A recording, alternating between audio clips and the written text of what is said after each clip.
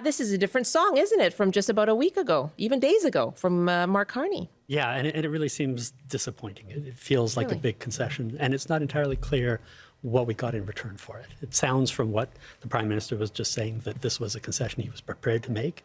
It may be that this is a policy he didn't support, but it's not clear to me what we got in return for it. Now, there are other countries that have these taxes. Yes. Britain, France, the Europeans have been negotiating. We decided to go it alone. We decided not to pursue a tax through a kind of a regional or multilateral approach.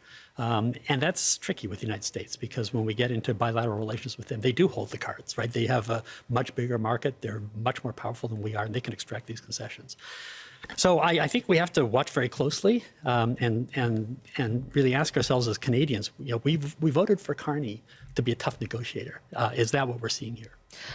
Why are you disappointed? What has Canada lost here? Well, that's really the big question. I mean, we've lost, at a minimum, I think the estimates are around $7 billion in tax revenue.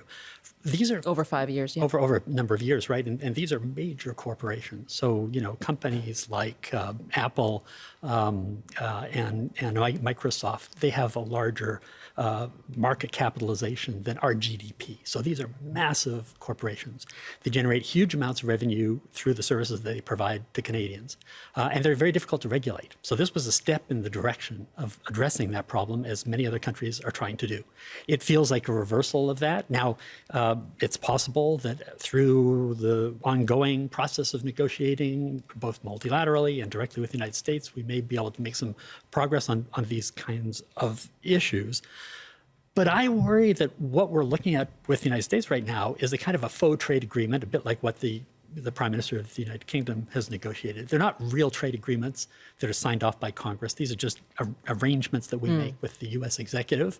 And I think we're going to have to, and the timeline for those is very, very brief. So we're going to have to take a look at what happens in those negotiations. And in assessing the overall outcome, we're going to have to factor in the fact that it appears that we have just given away a very substantial bargaining chip.